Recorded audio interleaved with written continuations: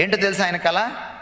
తండ్రి, నీ యందు నేనును, నా యందు నీవును ఎలాగు ఏకమై ఉన్నామో వీరును మన యందు అలాగు ఏకమై ఉండులాగున వీరి కొరకు ప్రార్థన చేయొచ్చును.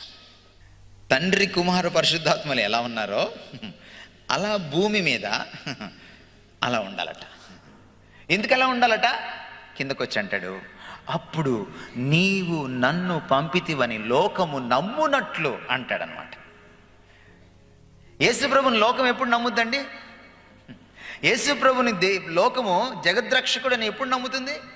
ఆయన ఒక్కడే లోకరక్షకుడని ఎప్పుడు నమ్ముతుంది?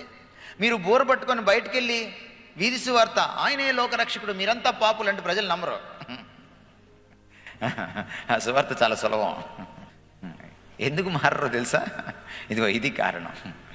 యేసుక్రీస్తుని లోకం ఎప్పుడు నమ్ముతుందంటే, సంఘము ఆ పైన ఆయన ఎలాగా అవినాభావ సంబంధంలో ఆ అద్భుతమైనటువంటి ఐక్యతలో ఉన్నాడో, ఇక్కడ కింద కూడా సంఘం అలాగే ఉండాలట.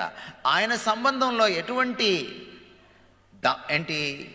పారదర్శకత, ప్రేమ, పవిత్రత, నిష్ఠ, బంధం, ఐక్యత, మమేకమైపోవడం ఉంటాయో అలాగే కింద ఈ సంఘంలో ఉండాలి.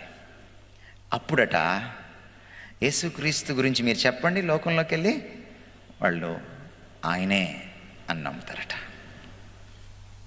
ఏమర్థమవుతుంది మీకు? సంఘము సువార్త చెబితే నోటితోటి లోకం నమ్మదు. సంఘము నోటితో సువార్త చెప్పిన తర్వాత దానికి ఒక అటెస్టేషన్ కావాలి. మీరు అప్పుడప్పుడు మీ సర్టిఫికెట్లు జెరాక్స్ తీసుకెళ్తారు.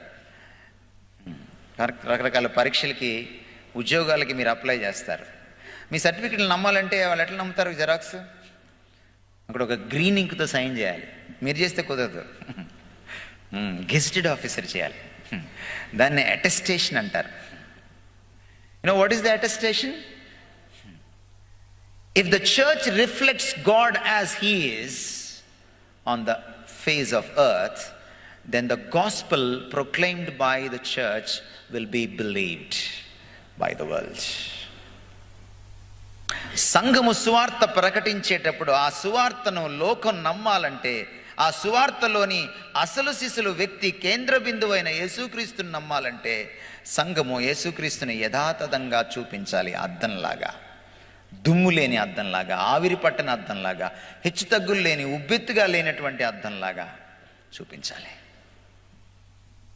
Church as a community has a greater role to play